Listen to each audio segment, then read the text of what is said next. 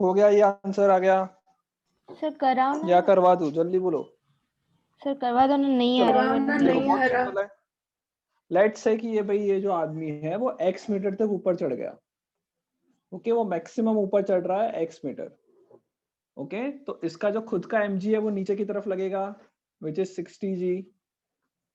दूसरा क्या लगेगा? लैडर का मास, विच इज 20g। ये दो फोर्स लगेंगे। ओके, अब हम लोग देखते हैं कि जब ये मैक्सिमम चढ़ा, मैक्सिमम फ्रिक्शन जब मतलब मैक्सिमम तक चढ़ा होगा तो फ्रिक्शन भी मैक्सिमम वैल्यू लगेगी, राइट? क्योंकि उससे ज्यादा और बढ़ेगा। सर आप mute.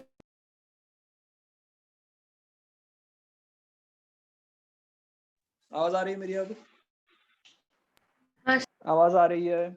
Okay, so F X will be equal to 0। पहला इक्वेशन, एफ एक्स 0 मतलब क्या होगा? फ्रिक्शन फोर्स और इस तरह है N1, ये दोनों इक्वल होंगे। और फ्रिक्शन की जो कंडीशन होगी वो क्या होगी? Maximum friction will be equal to N1। Maximum friction की वैल्यू कितनी है? Mu into N2 will be equals to F max will be equals to N1। समझ में आ गया ये? ओके, दूसरा Fy इक्वल्स टू 0 कर लेते हैं। Fy 0 करेंगे, ऊपर फोर्स लग रहा है N2, उसका अलावा और कोई नहीं लग रहा है। सो N2 माइनस नीचे की फोर्स लग रहा है 20g और 60g मिला के हो गया 80g will be equals to 0। So N2 की वैल्यू कितनी आ गई? 80g मतलब 800 न्यूटन। कोई डाउट? N2 की वैल्यू आ गई हमारे पास। अगर N2 की वैल्यू आ गई, इसमें फ्रिक्शन की वैल्यू पुट कर लेते तो F max कितना आ जाएगा? F max आ गया 0.6।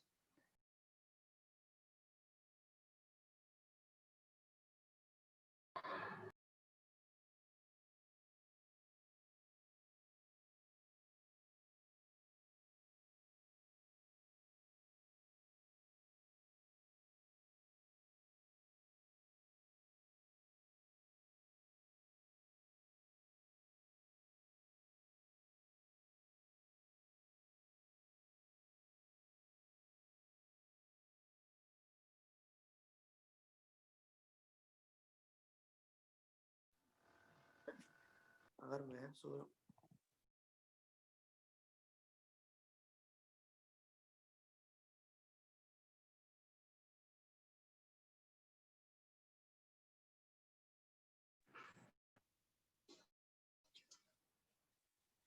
हेलो।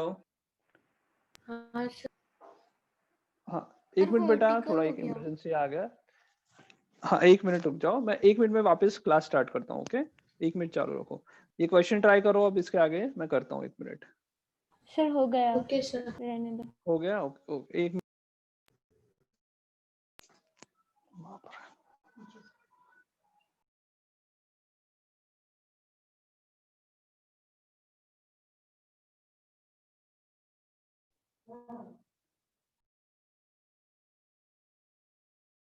वीडियो नहीं दिख रहा।37 ऊपर वाला था बेटा एंगल।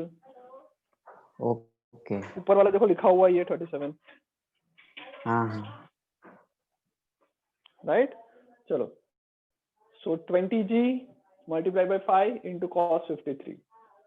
ओके, ये तुम्हारा फोर्स जो लगेगा ग्रेविटी की वजह से जो आया वो टॉर्क आया, प्लस मैं करूंगा 60g।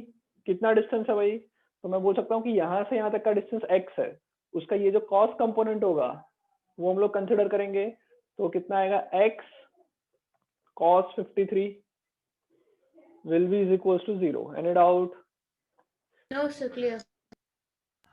Okay, चलो, n1 into 10 sin 53। sin 53 कितना होता है, लिख लेते भाई। 4/5 sin 4 by 53 हो 5 जाता है 4/5 और cos 53 हो जाने वाला है 3/5। चलो, सो इसको सबको उस तरफ ले जाएंगे तो n1 multiply by 10 multiply by 4/5 is equals to 20 into 10, जी को मैंने 10 लिख लेता हूँ, into 5 cos 53 is 3/5 plus 60 into 10 into x into cos 53 मतलब 4/5। ओके, 5 हर जगह से कैंसिल कर लेते हैं। सर n1 की वैल्यू पता है क्या हमको? Cos Cos 53 53 3/5 है। सॉरी, ये हाँ 3/5। चलो 5 सारे कैंसिल हो गए। ओके, अब 10 भी कैंसिल कर लेते हैं, 10 भी कुछ काम का नहीं है। 4 into n1 is equals to 20 into 5 3 15 plus 60 into 3 into x। Okay, n1 की वैल्यू हमें पता है कि भाई n1 की वैल्यू मैक्सिमम फोर्स के इक्वल होगी, F max के इक्वल होगी। सो n1 की वैल्यू हो जाएगी 480। 4 इंटू 480 इज इक्वल्स टू 15 2 जा 300 प्लस 9 6 3 जा 180 x। 180 कर लोगे आगे तो x की वैल्यू आ जाएगी। Any doubts?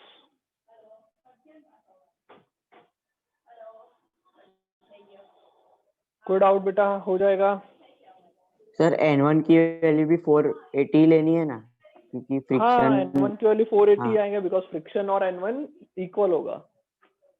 ओके, तो इसकी वैल्यू, इसका सॉल्यूशन करोगे तो x की वैल्यू आ जाएगी 9। सर हाँ बोलो। सर हमने अगर n2 की वैल्यू के इक्वेशन से निकाली और एक्सीड हो गई तो वापस हमको सब करना पड़ेगा ना? हाँ, वापस हमको सब करना पड़ेगा। ओके, अगर तुम ऐसा कर लोगे, तुमने क्या किया, n2 की वैल्यू कहाँ गया, n2 की वैल्यू, हाँ 800 ही आएगी ना, ये तो n2 तो नहीं, इधर किसकी बात नहीं कर रहे हो? सर, अगर डिस्टेंस दिया हो और n2 की हाँ। वैल्यू निकाल और वो अगर एक्सीड कर गई fs मैक्स से तो वापस करना पड़ेगा ना? n2 की वैल्यू fx मैक्स से एक्सीड कर गई, ओके हाँ, तो वापस करना पड़ेगा। चलो आगे बढ़े, समझ में आ गया? ये मैक्सिमम हाइट आ जाएगी 9 मीटर। ओके, हटा दू, हटा दू। Yes okay,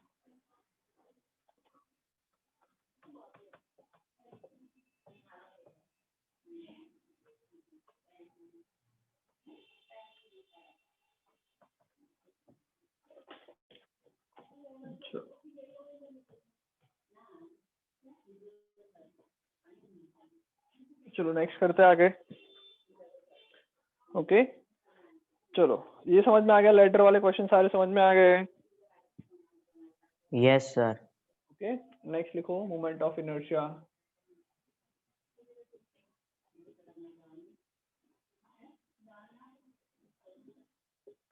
moment of inertia.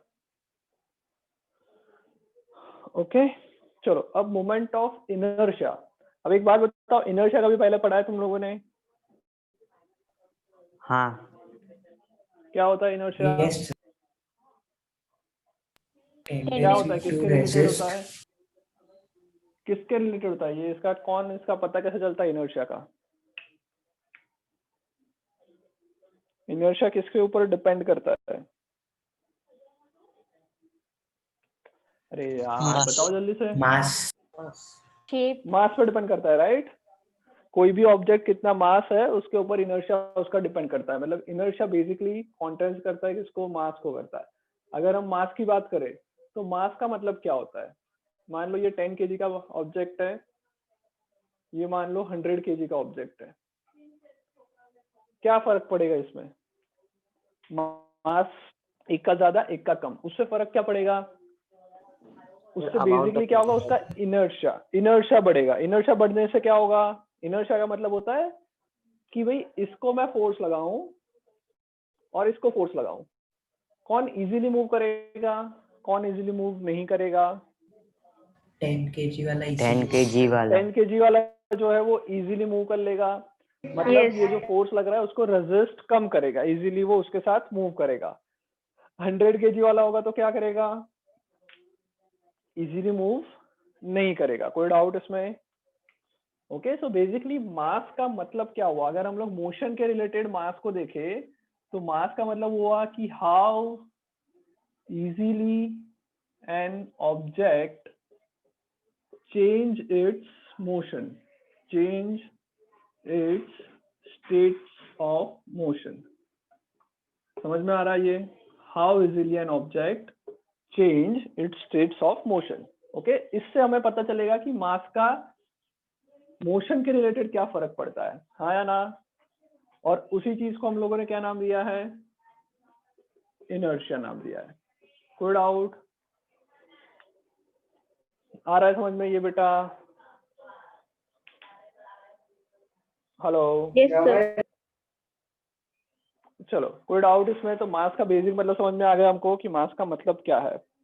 Okay, तो मास का डायरेक्ट रिलेशन है मोशन के साथ। अगर मास ज्यादा, मोशन करवाने में हमें ज्यादा फोर्स लगाने की जरूरत पड़ेगी। ओके, चलो अगर हम लोग एनालॉजी पे देखें तो मोमेंट ऑफ इनर्शिया, उसको मैं और क्या लिख सकता हूँ? मोमेंट ऑफ इनर्शिया की जगह पे क्या लिख सकता हूँ? मोमेंट ऑफ मास लिख सकता हूँ, हाँ या ना? कोई डाउट? ना।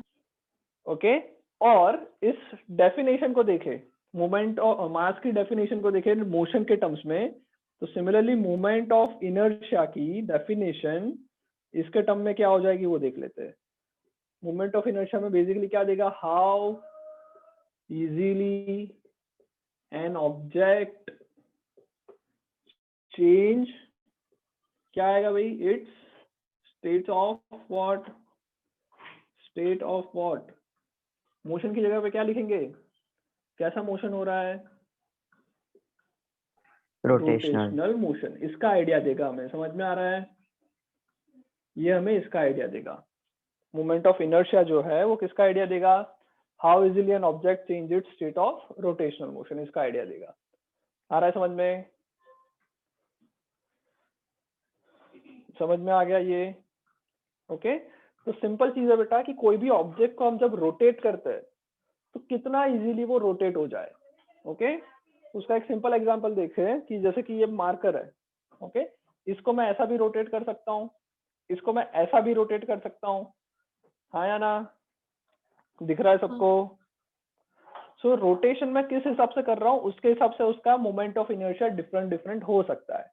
कोई चीज को ऐसा रोटेट करना इजी होगा, कोई चीज को ऐसा रोटेट करना इजी होगा। तो depending on the axis of rotation moment of inertia अलग अलग हो सकता है। तो ये जो मोमेंट ऑफ इनर्शिया है वो किस पे डिपेंड करेगा? तो डिपेंड करेगा सबसे पहले किस पे? एक्सिस ऑफ रोटेशन पे, हाँ या ना?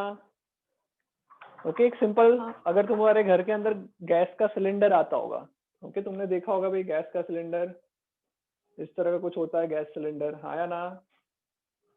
ओके, अगर ये तुम्हारे घर में आ रहा है और तुम इसको एक जगह से दूसरी जगह पे ले जाते हो, कैसे ले जाते हो? रोटेट करते करते, हाँ या ना? हाँ। अगर मैं इसको ऐसा रोटेट करूं, टेढ़ा कर दूं पहले तो थोड़ा सा,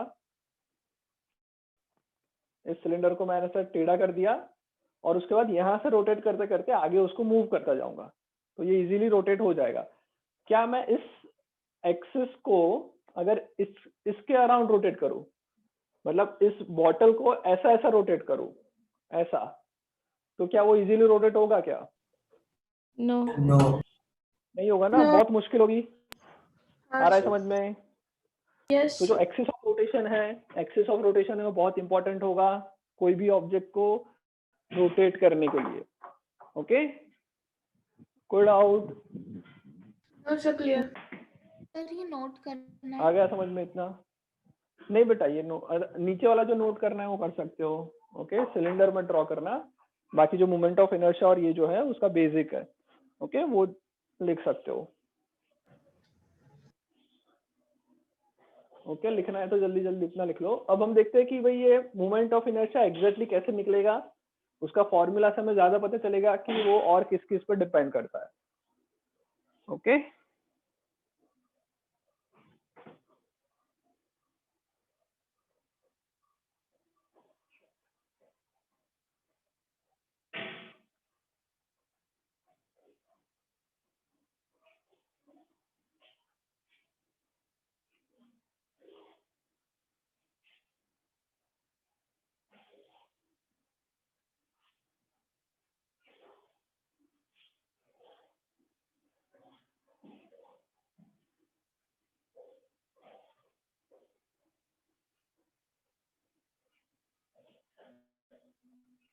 चलो कर लिया नोट, आगे बढ़े।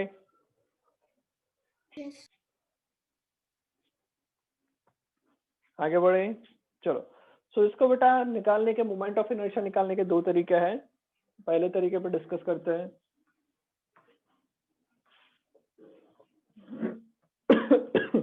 चलो ये सबका हो गया होगा। चलो फर्स्ट मेथड है कि मोमेंट ऑफ इनर्शिया हम कैसे निकाल सकते हैं। ओके, तो एक सिंपल चीज लेते हैं। मान लो एक ऑब्जेक्ट है, यहाँ पे एक पॉइंट है जिसका मास है m। ओके, इसको हम लोग फोर्स लगा रहे हैं इस डायरेक्शन में, ऐसे फोर्स लगा रहे हैं। आ रहा है समझ में कैसे फोर्स लगाया मैंने? कुछ इस तरह से फोर्स लगाया कि ये ऐसा इस एक्सिस के अराउंड ऐसा रिवॉल्व करो, मतलब फोर्स में ऐसा लगा रहा हूँ। एक्चुअल में ये नीचे से फोर्स नहीं लगा रहा हूँ, ये ऑब्जेक्ट को ऐसा फोर्स लगा रहा हूँ इस डायरेक्शन में, ऐसा। आ रहा है समझ में? अगर ये पॉइंट मास m है तो इसको मैं ऐसा फोर्स लगा रहा हूँ, तो ये ऐसा रोटेट हो सकता है। नीचे से नहीं लगा रहा हूँ, ऐसा लगा रहा हूँ। समझ में आ रहा है? Yes yes sir. ओके, तो मैं ड्रॉ भी यहाँ पे नहीं कर सकता। ऐसा मान लो कि मैं ऐसा फोर्स लगा रहा हूँ, इस तरह से कुछ। कोई डाउट?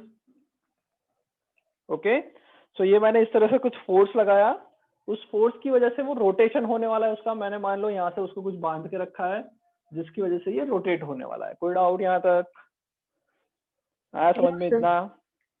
चलो अब मैं लिख सकता हूँ बेसिक की भाई फोर्स जो होगा वो हो जाएगा मास इनटू एक्सेलरेशन।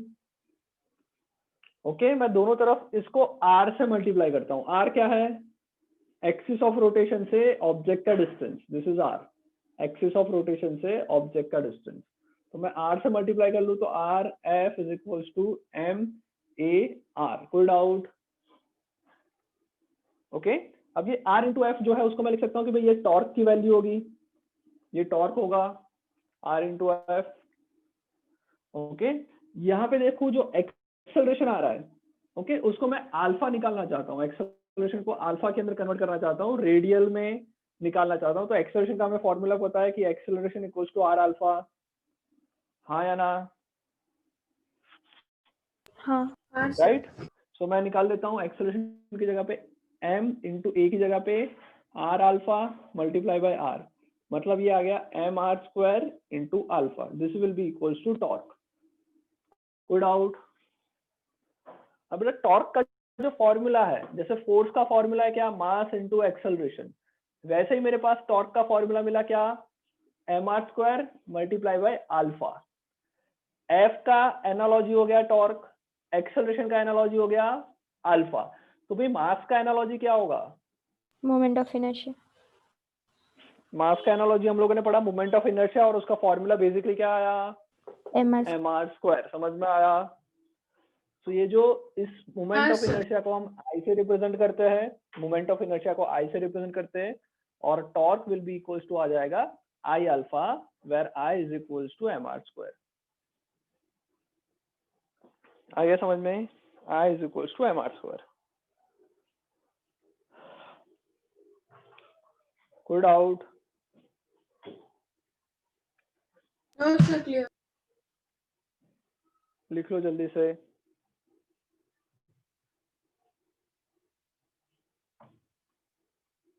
ओके, ये I equals to mr square जो है वो एक स्केलर क्वांटिटी है। सो लिख लो, it is a scalar quantity, मतलब उसकी खुद की कोई डायरेक्शन नहीं है, स्केलर क्वांटिटी।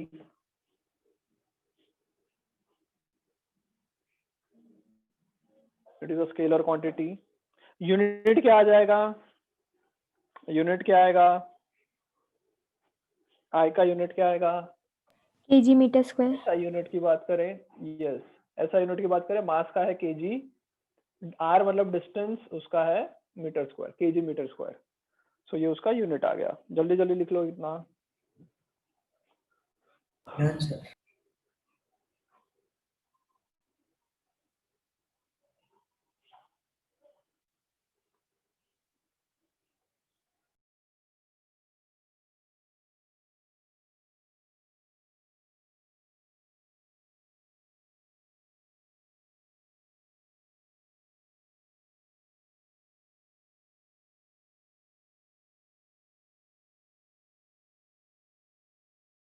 Done sir.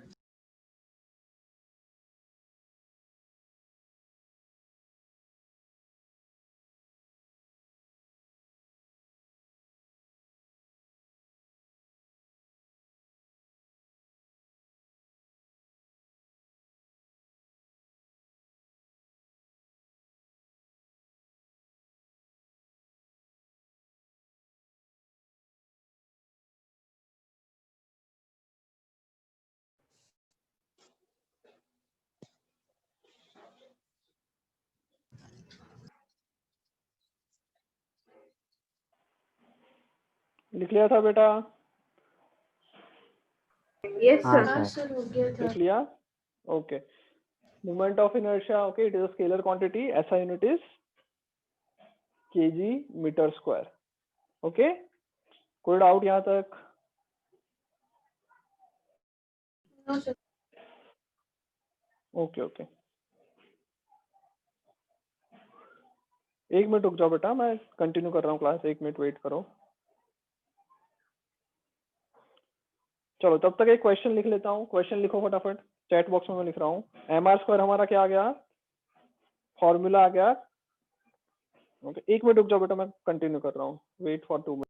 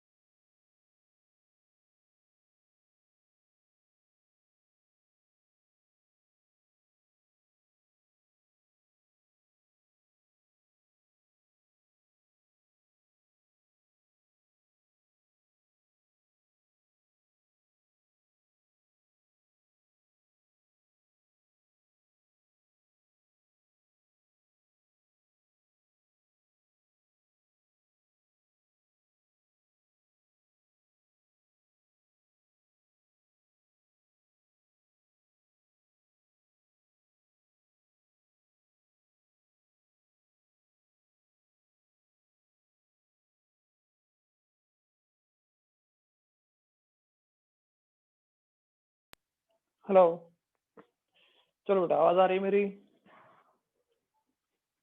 हाँ sir. Hello, okay okay, sorry. चलो, स्क्रीन दिख रही है? MR² लिख लिया सबने इतना? Yes. ओके, ये लिख लिया था। तो हमारा एक ये मेथड है जिससे हम लोग MR² निकाल सकते हैं, मोमेंट ऑफ इनर्शिया। अच्छा, अगर यही चीज बाकी सारे बहुत ज्यादा ऑब्जेक्ट के लिए होगा तो क्या होगा? ये हम लोगों ने एक ऑब्जेक्ट के लिए किया। Summation. अगर मान लो ऑब्जेक्ट के पास, हमारे पास बहुत सारे मास है, ओके, एक्सिस ऑफ रोटेशन ये है, यहाँ पे मान लो एक मास है m1, यहाँ पे दूसरा मास है m2, यहाँ पे है m3, यहाँ पे है m4, ऐसे बहुत सारे मास है। क्या करेंगे? क्या करेंगे भाई?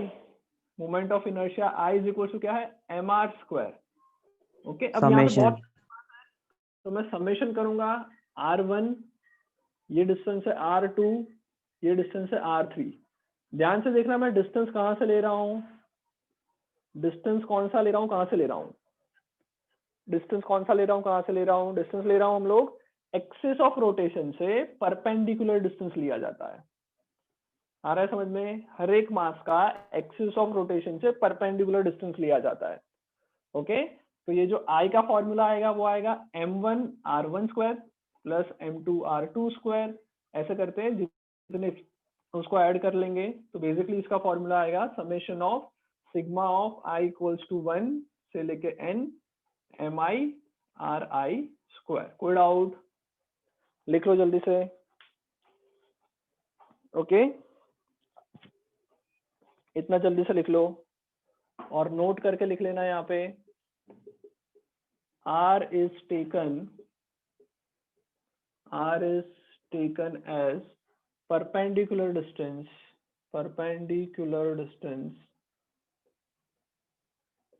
of the object of the mass from axis of rotation,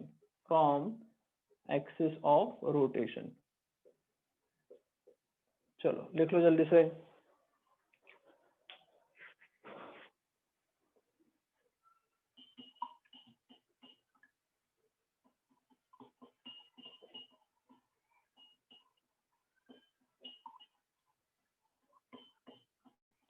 Perpendicular distance of the mass from the axis of rotation।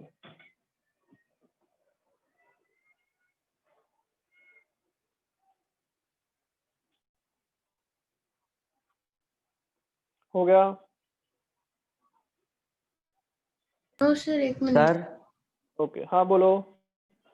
Sir I है, आई वो IH पार्टिकल की बात है या टोटल I पार्टिकल्स है? टोटल I की बात चल रही है। I जो है मतलब क्या बोल रहे हो तुम? ये बोल रहे हो ये वाला I की बात कर रहे हो?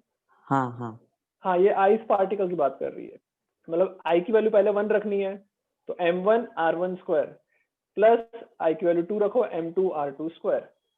ऐसे कब तक है? जितने भी पार्टिकल्स है, नंबर ऑफ पार्टिकल्स n है तो n पार्टिकल्स के लिए। Okay sir. ओके, हाँ कर लो जल्दी से।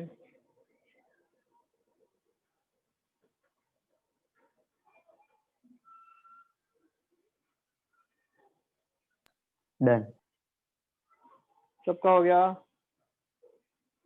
हाँ सर, हो गया। Yes sir.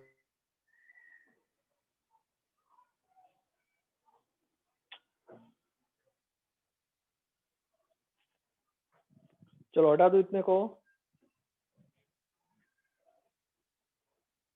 हटा दे इतने को। हाँ सर। ओके चलो, अब मान लो इसी के साथ अगर कंटिन्यूअस डिस्ट्रीब्यूशन है तब क्या करते हैं? मोमेंट ऑफ इनर्शिया निकालना है for Integrate. Continuous body. Okay, continuous body है तो हम लोग क्या करते हैं? एक एलिमेंटल मास ले लेते हैं dm, उसका डिस्टेंस ले लेते हैं r, तो इंटीग्रेशन करना पड़ेगा। अब समेशन से काम नहीं चलेगा।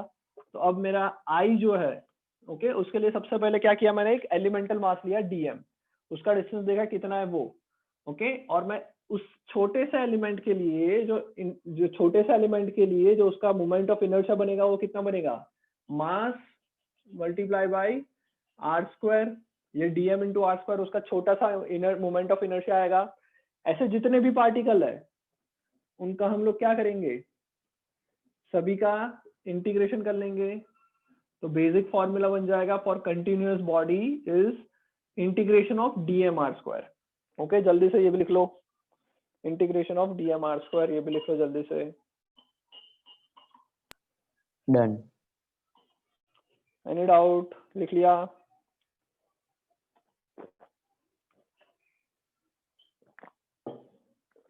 चलो आगे बढ़े।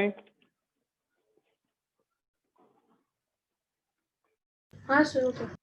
ओके, सबने लिख लिया होगा इतना। चलो कुछ क्वेश्चंस करते हैं जल्दी जल्दी से मोमेंट ऑफ इनर्शिया के। फटाफट लिख लो questions on moment of inertia. पहला क्वेश्चन, फर्स्ट क्वेश्चन बहुत सिंपल। एक इक्विलेटरल ट्राइंगल है। Okay, this is an equilateral triangle जिसका हर एक पॉइंट पे मास जो रखा है वो हमने m रखा है, और इसकी जो लेंथ है वो l ले लेते हैं। तुम्हें फाइंड आउट करना है moment of inertia about this axis, इसको मैं Ix बोल देता हूँ। ओके, तो तुम्हें Ix फाइंड करना है। Equilateral triangle of length l, vertices पे mm मास रखा हुआ है, तुमको Ix फाइंड करना है। जल्दी जल्दी करो सब लोग बेटा, नोट पेन लेके बैठो, निकालो, साथ साथ करोगे तभी समझ में आएगा, वरना कुछ समझ में नहीं आएगा। और ये बेसिक है रोटेशन का। ओके, इसके अंदर और इंटीग्रेशन करेंगे तो ज्यादा मजा आएगा। जल्दी जल्दी करो। 3ml²/4। 3ml²/4। ओके, सबका आ गया? ओके, बहुत सिंपल है, कुछ भी नहीं करना था। ये दोनों मास का तो 0 हो जाएगा बिकॉज वो एक्सिस ऑफ रोटेशन पे ही है।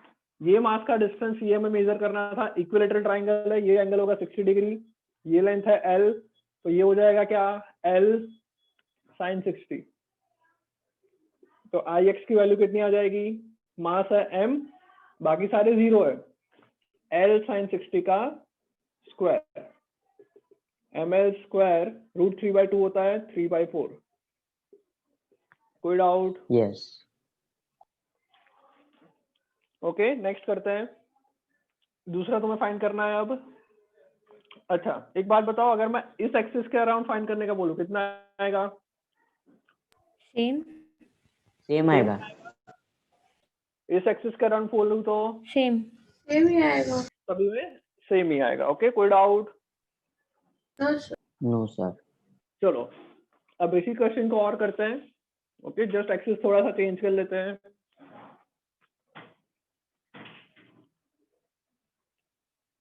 अब मैं बोल रहा हूँ इस एक्सिस के अराउंड फाइंड करो।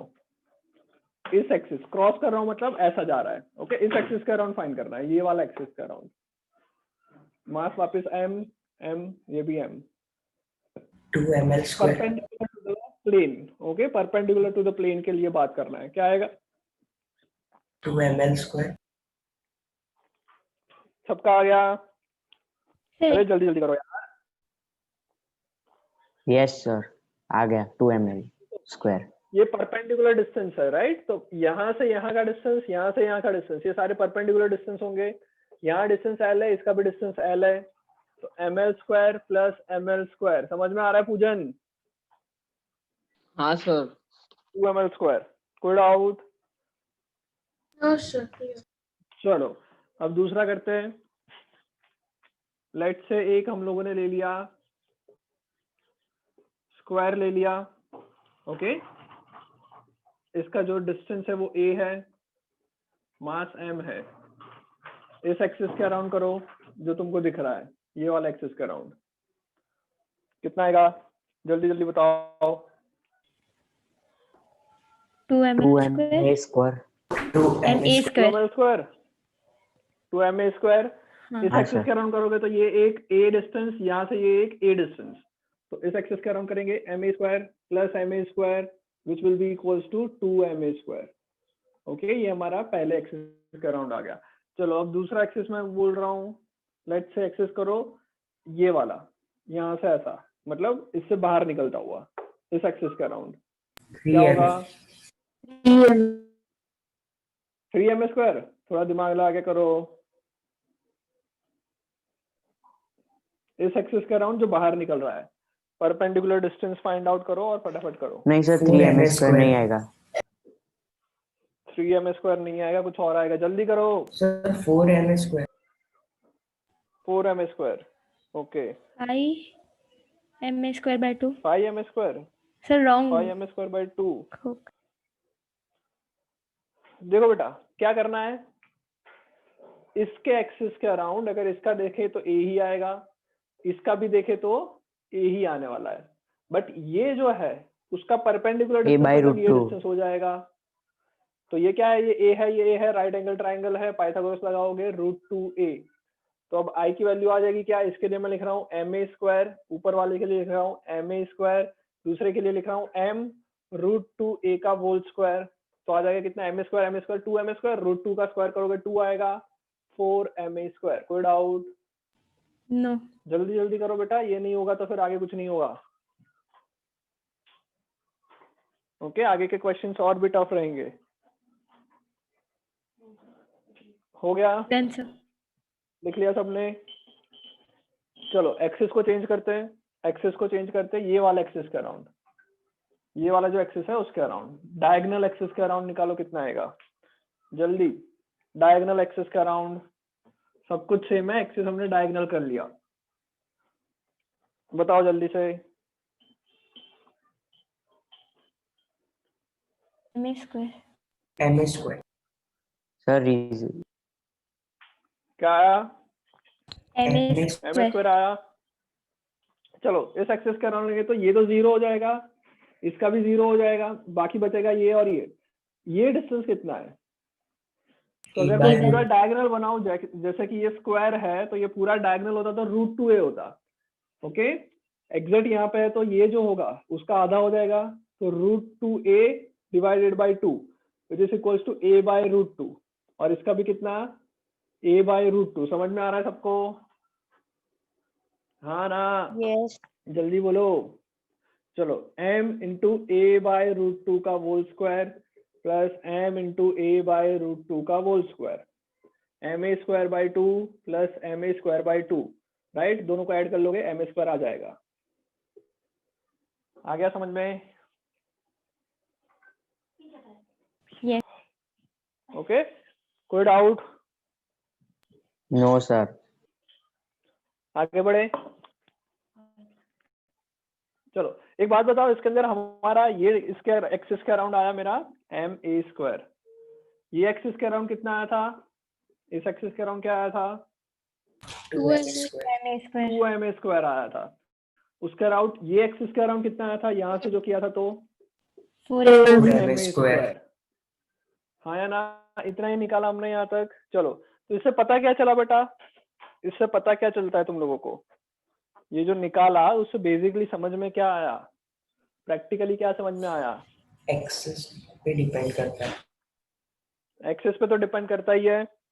ओके दूसरा क्या समझ में आया, perpendicular mass perpendicular axis perpendicular Matter. Distance, या फिर ऐसा बोल सकते हैं कि मास डिस्ट्रीब्यूशन पे डिपेंड करता है।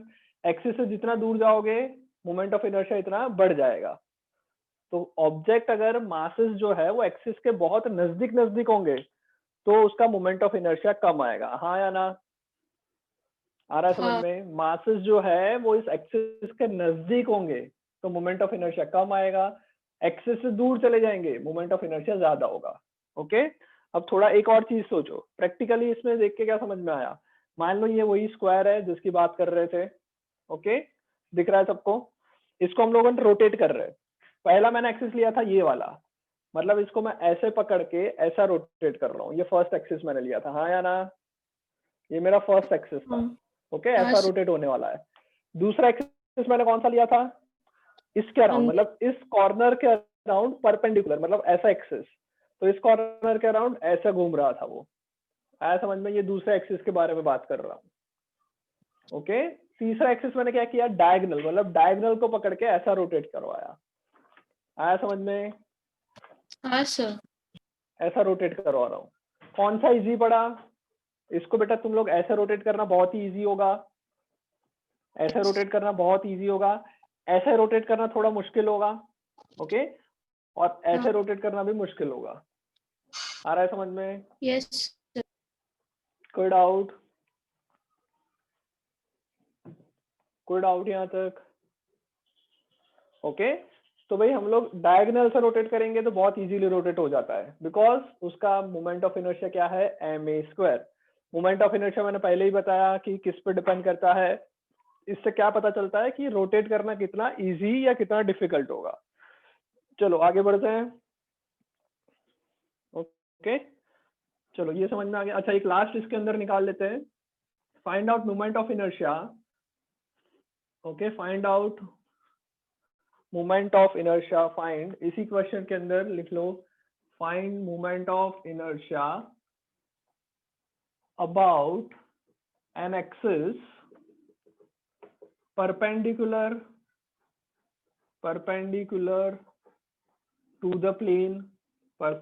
to the plane, and passing from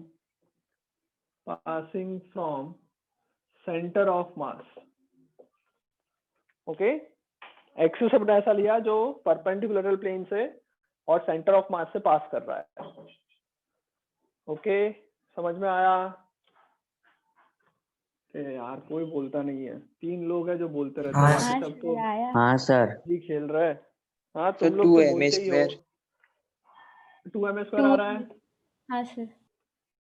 okay Yes. चलो बहुत सिंपल था, यहाँ पे हमने मास रखे हैं।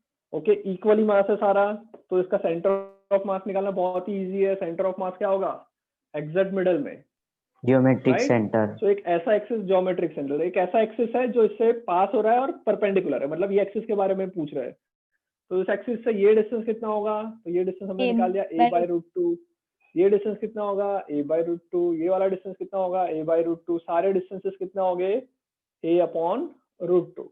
मोमेंट ऑफ इनर्शिया में बोल सकता हूँ कि 4 टाइम्स m a/√2 का होल स्क्वायर, तो आ जाएगा 4ma² अपॉन 2 से 2 कैंसल, 2ma²। कोई डाउट?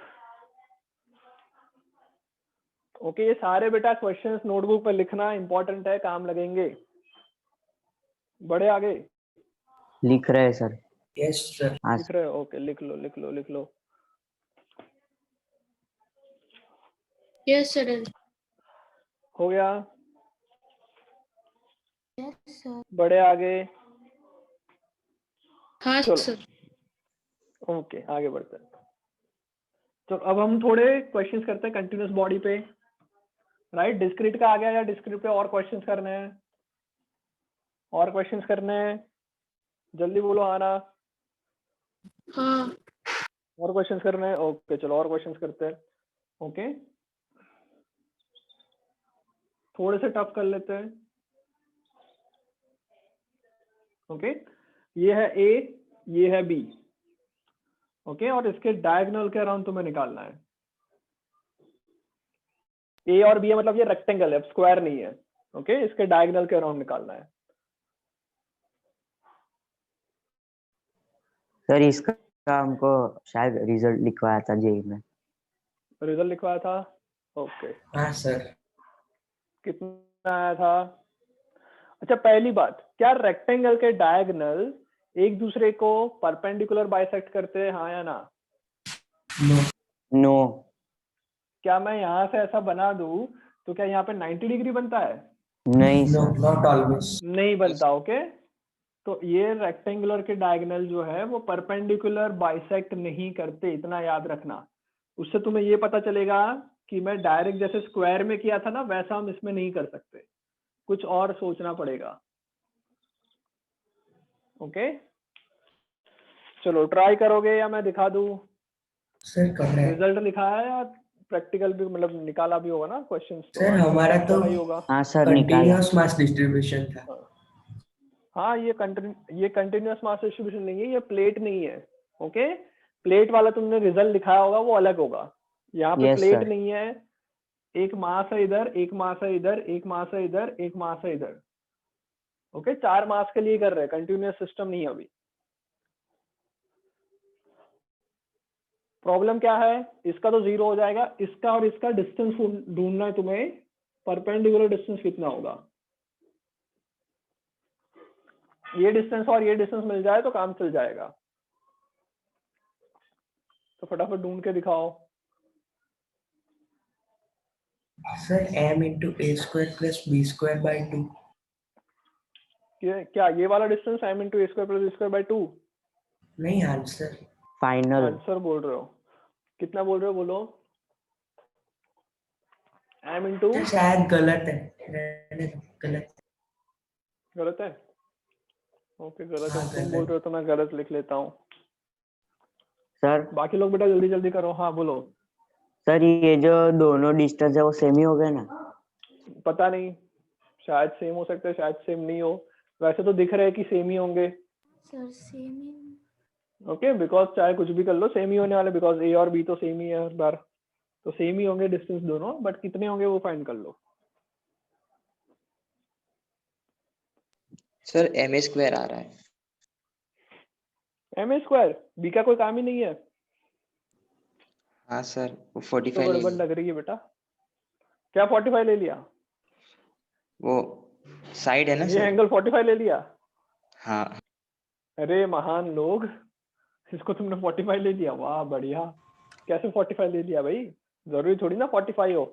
सर 45 तो नहीं ले सकते ना, कि बाकी वो नहीं ले स्क्वायर बन सकते ना, जाए। Square हो 45 पे तो जाएगा। स्क्वायर बन जाएगा। हाँ तो ऐसे कुछ भी मत लिया करो। करो जल्दी से। भाई यश पांडे बोल क्यों नहीं रहा आज? सो गया है क्या? ओ पांडे,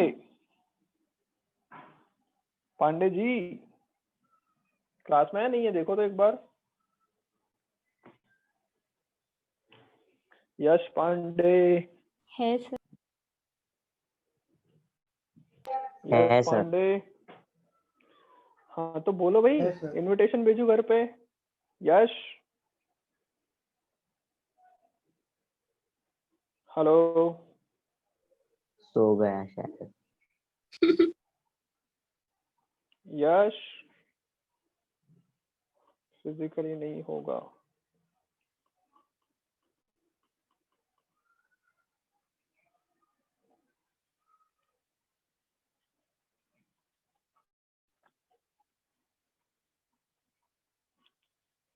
अच्छा हैंग हो रहा है यश? ओके समझ में आ रहा है यश।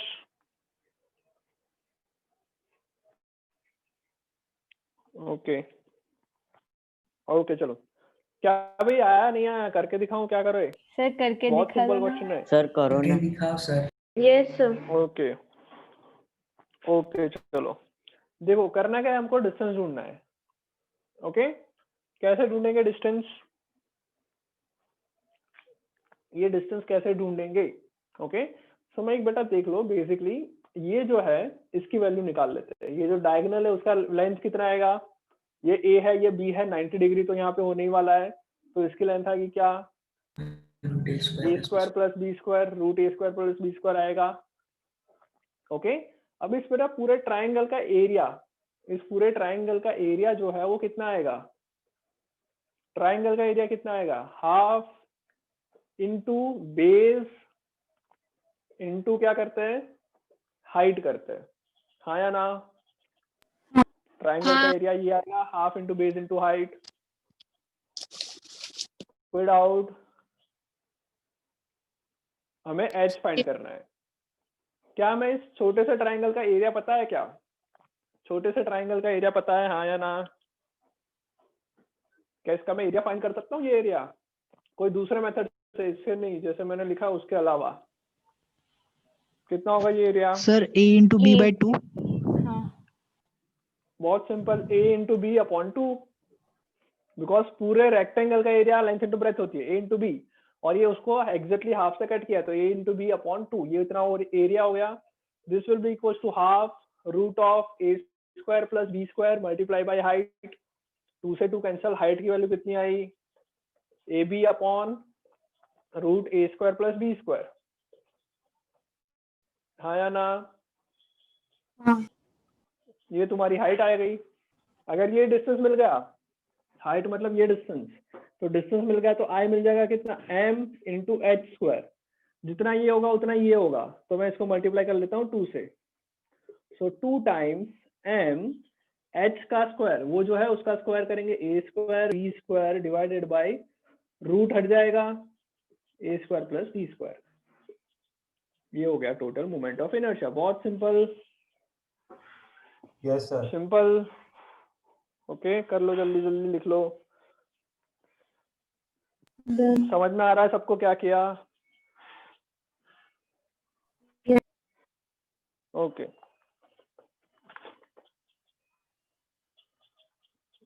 हो गया, आगे बढ़े। लिख लिया या 2 मिनट वेट करें Yes, लिखने के sir, लिए हो तुम गया। लोगों के? लिख दिया हो गया, ओके बहुत ही बढ़िया।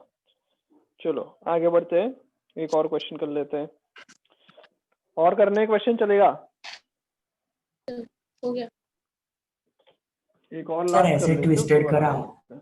सर एक दे दो और। ओके ये बेटा कुछ भी नहीं है, तो मैथ्स है और कुछ नहीं है ये। मतलब Right? एरिया से कुछ Physics ऐसा थोड़ी है। कोरिलेट। हाँ हाँ हाँ चलो देखो एक और क्वेश्चन कर लेते हैं लास्ट इसके ऊपर। ओके यहाँ पे बेटा एक ऑब्जेक्ट है जिसका मास नहीं पता, इसको मैं एम बोल देता हूँ।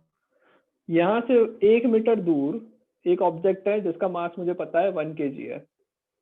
ओके यहाँ से 2 मीटर दूर दूसरा एक ऑब्जेक्ट है जिसका मास दे रखा है 2 kg। यहाँ से 3 मीटर दूर तीसरा ऑब्जेक्ट है, कितना मास होगा? 3 kg। 3 kg। यहाँ से और 4 मीटर दूर और एक ऑब्जेक्ट है, कितना मास होगा? 4 kg। ऐसा चलता जा रहा है 10 kg तक, ऐसा चलता जा रहा है 10 kg तक। तुम्हें इस एक्सिस के around he moment of inertia निकालना है। ओके वेरी सिंपल, जल्दी जल्दी कर लो। समझ में आ गया क्वेश्चन? 10 kg तक ऐसा ही चलता जा रहा है, तुम्हें मोमेंट ऑफ इनर्शिया निकालना है उस एक्सिस के अराउंड।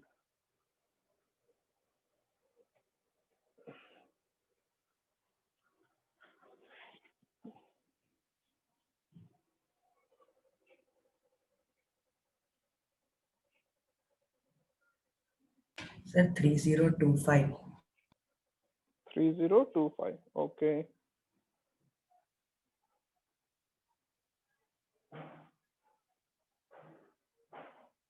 बहुत सिंपल है, कुछ भी नहीं करना है इसमें, डायरेक्ट मैथ्स लगानी है।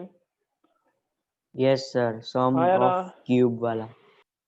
हाँ सम ऑफ क्यूब ही है, इसमें कुछ भी नहीं है। देखो क्या है, अगर मैं इसको लिखूं कि भाई आई की वैल्यू क्या होगी, पहले के लिए तो 0 ही होगा, तो इसका तो कुछ लेने की जरूरत नहीं है। इसके लिए क्या होगा?